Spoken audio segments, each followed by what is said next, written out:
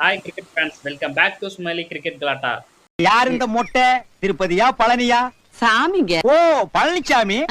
வெறும் சாமி. இன்னைக்கு நம்ம என்ன பார்க்க போறோம்னா, ஒரு சூப்பரான மேட்சோட ரிவ்யூ தான் பார்க்க போறோம். எஸ், ஆர்ஆர் எம்ஐ மேட்சோட ரிவ்யூ தான் நாங்க பண்ண போறோம். Guys, welcome to the show. Welcome. நேத்து வணக்கம். ஒன் சைடர் மேட்ச் தான் நேத்து. குண்டா ஜெயிச்சுட்டு போயிட்டாங்க எம்ஐ. சரி, ஓகே. 100 ரன்ஸ்.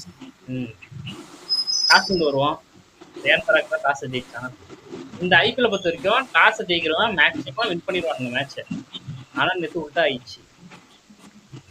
நான் அவங்களுக்கு தான் சேசிங்கே வரலையடா. அவங்க ஏன்னா சேஸ் பண்ணணும். ஏதோ ஒரு மேட்ச் அந்த வைபவ் பையன் அச்சு குத்துட்டா. எல்லா மேட்சும் அப்படியே அச்சு குத்துருவாடா. அதுதான் என்ன பிளான்ல வந்தாங்கன்னே தெரியல நேத்து ஆறாரு. சரி, ஓகே. எம்ஐ பேட் பண்ணாங்க ஃபர்ஸ்ட். நிக்கல்டனும் ரோஹித் சர்மா ஸ்டார்ட் பண்ணாங்க. ஸ்லோ ஸ்டார்ட் தான் ஸ்டார்டிங்கு. அதுக்கப்புறம் அப்படியே கீரை மாத்திட்டு போயினேன்ட்டாங்க. ஒரே நிமிஷம், நான் இந்த இடத்துல நான் வரேன்னா, மொத்தம் எம்ஐக்கு எத்தனை பிளேயர்ஸ் ஆடுவாங்க? 11 பேர் ஆடுவாங்க. Impact பிளேயரோட 12 player. எம்ஐக்கு அவனுக்கு மட்டும் 15 பிளேயர் விளையாடுறானுங்கண்ணா. அவனுக்கு மட்டும் 15 பிளேயர் விளையாடுறானுங்கண்ணா. வித்தின் 3 அம்பையர்ஸோட. இந்த ஓல்லாம் விடாதீங்க சும்மா. நேத்து நிஜமா நேத்து நிஜமா அந்த ஃபரூக்கி போட்ட பால் பாத்தியா? Out, clean out. Last minute TRS முடிஞ்சிச்சு. ரோஹித் சர்மா எடுக்கும்போது டிஆர்எஸ் ஒத்துக்கணும். கரெக்டா எடுத்தோம். நானும் மேட்ச பார்த்தேன். அங்க பார்த்தாங்க 0 செகண்ட் கரெக்டா வந்துச்சு. அப்பதான் எடுத்தாரு. 0 செகண்ட்ல அவன் எடுத்தான். 0 செகண்ட்ல எடுத்தாரு. கரெக்டா எடுக்கும்போது கரெக்டா எடுத்தான். அப்ப கூட பிச்சிங் இன்சைட் தானா? Pitching out side. Pitching inside 51% இருக்கணும். 51% அவுட் சைடுல இருந்துச்சு. 50% அங்க இருந்துச்சு. 51% அவுட் சைடுல இருந்துச்சு. சரி, ஓகே. இவனுங்க அப்படியே வழக்கம் போலதான். ரோஹித் சர்மாலாம் ஃபர்ஸ்ட் ஃபார்ம்லயே இல்ல. அப்புறம் பார்த்தாச்சுக்கவே மாச காட்டிட்டு இருக்காரு ரோஹித் சர்மா. ஆமா, அந்த பேண்ட் மாத்துறது வந்து எப்ப அவன் சிஎஸ்கே கிட்ட அடிக்க ஆரம்பிச்சானோ அப்பதான் அடிச்சுருக்கான். ஆமா, அண்ணோனே எல்லா மேட்ச் அடிக்காரு.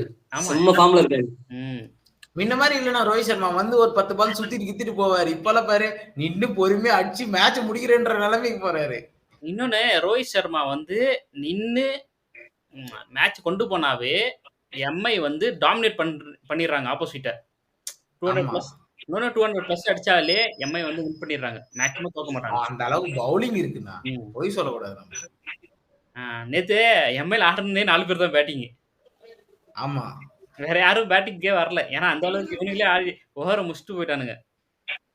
நிக்கல்டனும் ரோஹித் சர்மா 10 ஓவர் வரை விக்கெட்டே விடல. 100 ரன் வந்துச்சு 10 ஓவருக்கே. 10.1 நினைக்கிறேன். 100 ரன். அதுக்கப்புறம் அதுக்கடுத்த 10 ஓவர்ல 117 ரன் அடிச்சாங்க. ரோஹித் சர்மா பேட்ல ஒரு 6 கூட போல, 4 மட்டும் தான் போச்சு. அது கவனிச்சீங்களா? அதான்டா, அவன் ஃபுல் ஷாட் நேத்து பெருசா அவனுக்கு அந்த மாதிரி வித்தும் கொடுக்கல பால். ஆமா, அந்த மாதிரி குத்தா இவன் ஒன்னும் ஃபார்ம் வந்துருவான். நம்மள விச்சிட்டு போட பாடுறது முடிவு பண்ணிட்டாரு. அதுக்கேத்த மாதிரி ரோஹித் சர்மாவும் சரி பொறுமையா நின்னு தட்டி ஆடிட்டு தான் இருந்தான். அவன் பெருசா வந்து ரிஸ்க் எடுக்கல நேத்து. அப்ப ஒருவேளை வந்து அந்த பால் போடவே இல்லை போல. ரோஹித் சர்மா ஏத்த பால் போடவே இல்ல. அந்த மாதிரி போடல நேத்து ரோஹித் சர்மாக்கு.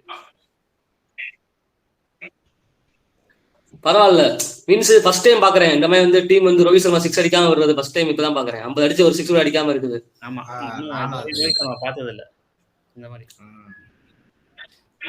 ஹிட்மேன் பேர் போனவரு கடைசியில என்ன அவர் ஹிட் பண்றதுக்கு ஒரு பால் கூட அவனுக்கு அந்த மாதிரி போடல. கஷ்டம். ஆனா ரியான் ரிக்கல்டன் சூப்பரா ஆனா. நான் சொன்ன எல்லாரும் வில் ஜாக்சன் புலம்புறீங்கன்னா இவனை நீங்க பாருங்கன்ட்டு.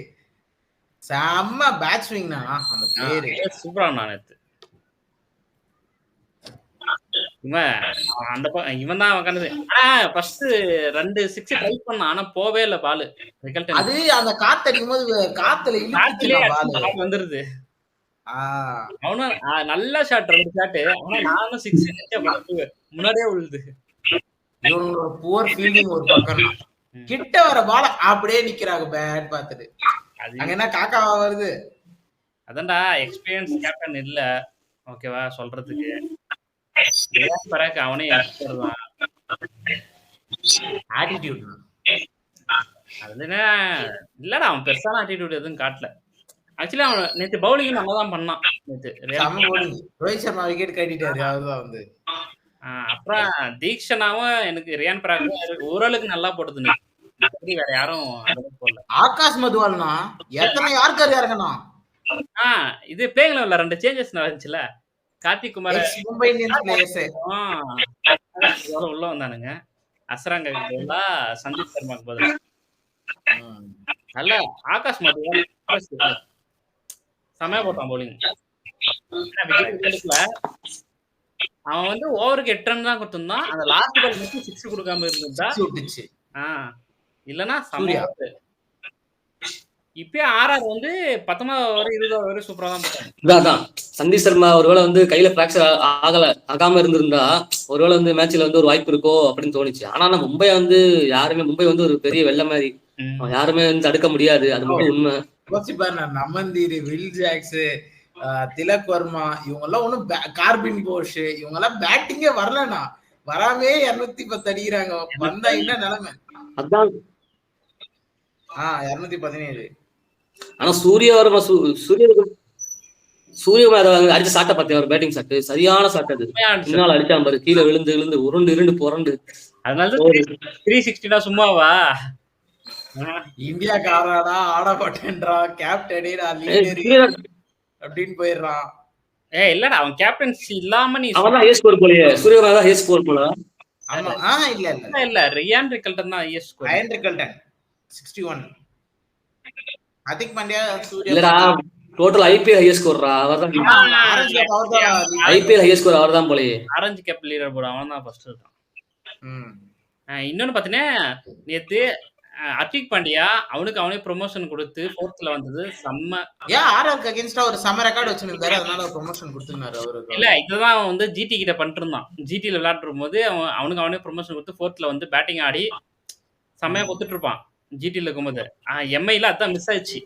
ஆனா நேத்து கரெக்டா வந்தான். கரெக்டா வந்து அவன் அடிச்ச ஷாட்லாம் பாத்தியா? ஐயோ என்ன கோவம். அதுல எனக்கு அந்த ஒரு இங்க ஸ்லோவா ஒரு பவுன்சர் வரும், அத அப்படியே சும்மா லைட்டா தட்டி விட்டோடனே 4 போவோம். அதெல்லாம் பார்த்துட்டு ஆஹா வடிச பாவலகர் அவ்வளவு பேய் பாவலகர் அவ்வளவு எழுதி வச்சுக்கோடா 2026 T20 வேர்ல்ட் கப் எங்களுக்கு தான்.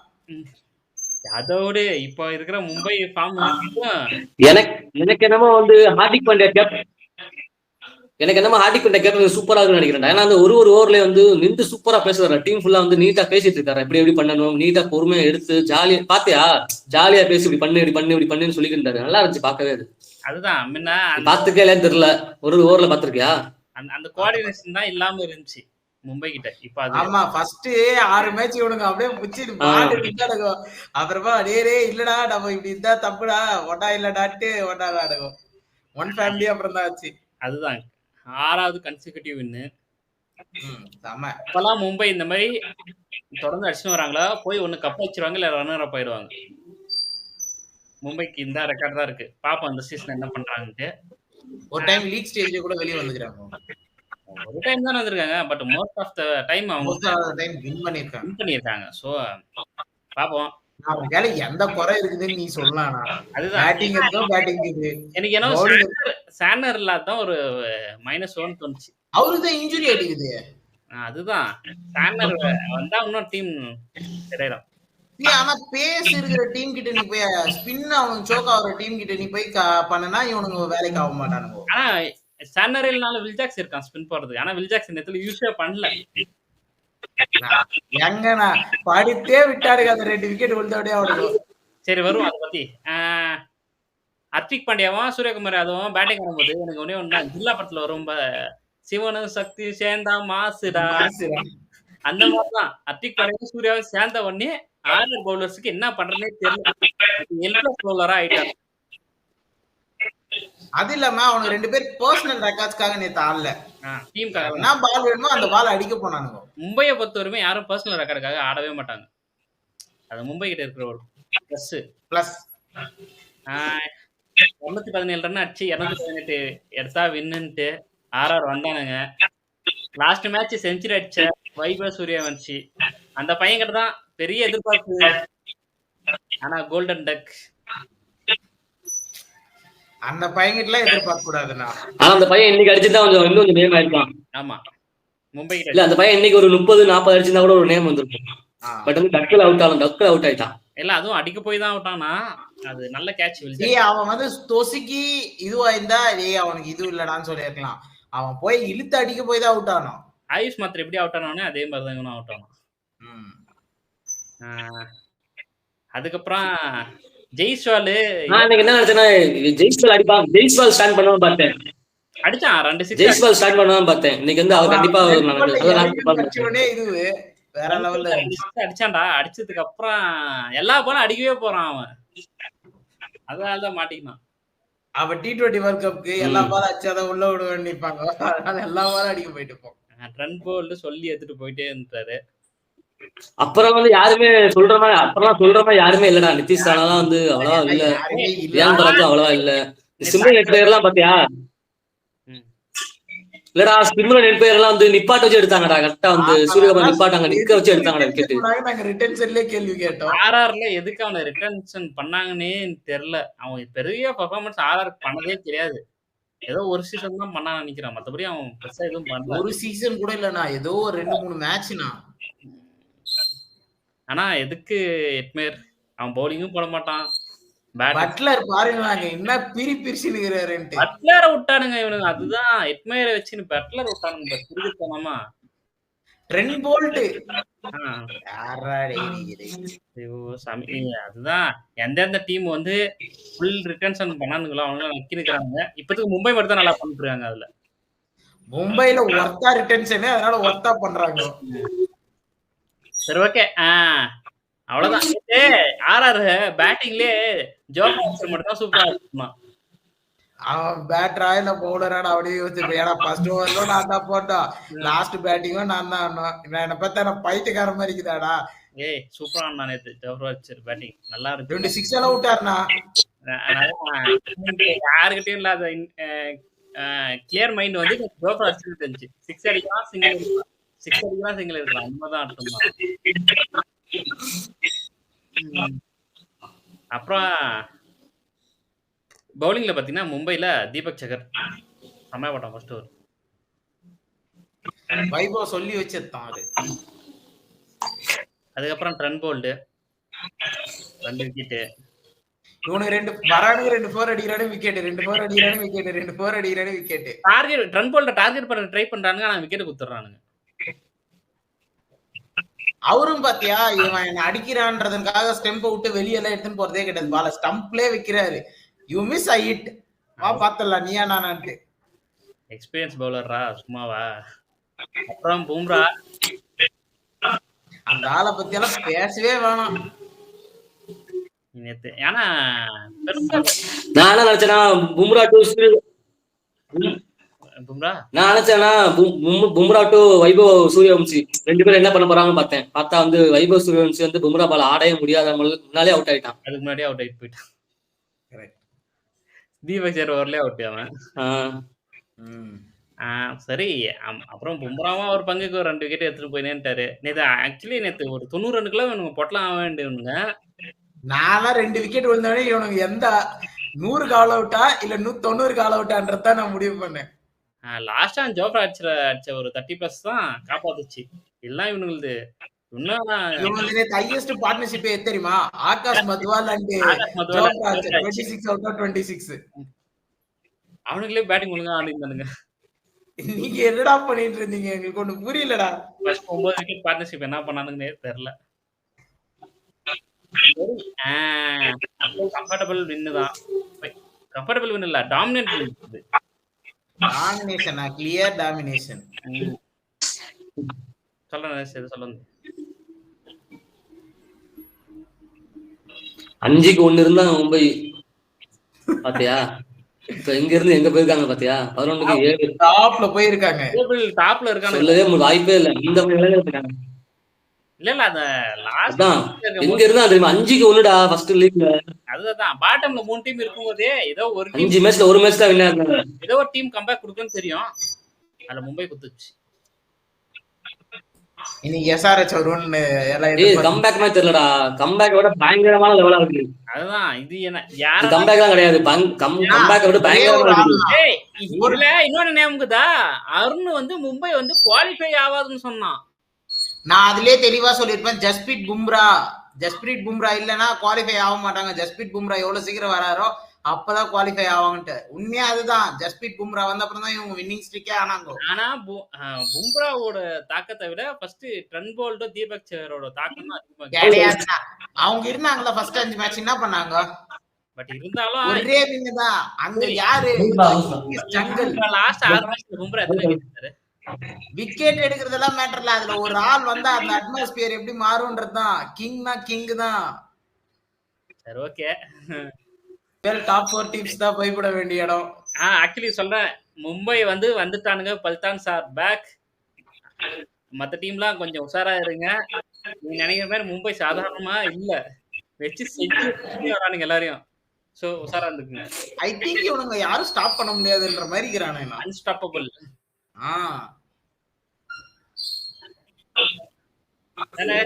மும்பைல வந்து பவுலிங் செம்மையா இருக்கு, பேட்டிங்கும் செம்மையா இருக்கு, ரெண்டுமே செம்மையா இருக்குது. நேத்து ஃபீல்டிங் பத்தியா ஒரு கேட்ச் கூட மிஸ் பண்ணல எம்ஐ. ஆமா முடிஞ்சு வந்தாலும் புச்சானுங்களே. ஃபீல்டிங் செம்மையா இருந்துச்சு. அதெல்லாம் அந்த எட்மயரோட விக்கெட் சூர்யா பிடிக்கும். ஓ வாவ் சரியான கேட்ச். ஆனா சொல்லி வச்சேத்தானுங்க.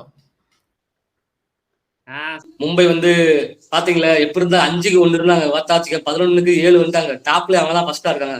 இது பார்க்கும்போது ஒரு பாட்டு ஞாபகம் வருது. என்ன பாட்டுனா, வெற்றி நிச்சயம் இதுவே சத்தியம், கொள்கை வெல்வதே நான் கொண்ட லட்சியம், என்னை மதித்தால் என்னுயிர் தந்து காப்பேன், என்னை மிதித்தால் 2ல் 1 பார்ப்பேன், அடே நண்பா உண்மை சொல்வேன், சவால் வேண்டாம் கப்பை வெல்வேன். அந்த மாதிரிதான் உள்ள போயிட்டு இருக்காங்க. பாப்போம். 6th கப் லோடிங் ஆனு. ஓகே பல்தான்ஸ், நீங்க இந்த வீடியோ பார்த்து இருந்தீங்கன்னா எம்ஐ 6th கப் வின் பண்ணுவாங்களா இல்லையான்னு கமெண்ட் பண்ணுங்க. ஓகே உங்களுக்கு இந்த வீடியோ பிடிச்சிருக்கும் நம்புறோம். இந்த வீடியோ பிடிச்சிருந்தா லைக் பண்ணுங்க, ஷேர் பண்ணுங்க, மறக்காம சப்ஸ்கிரைப் பண்ணிடுங்க.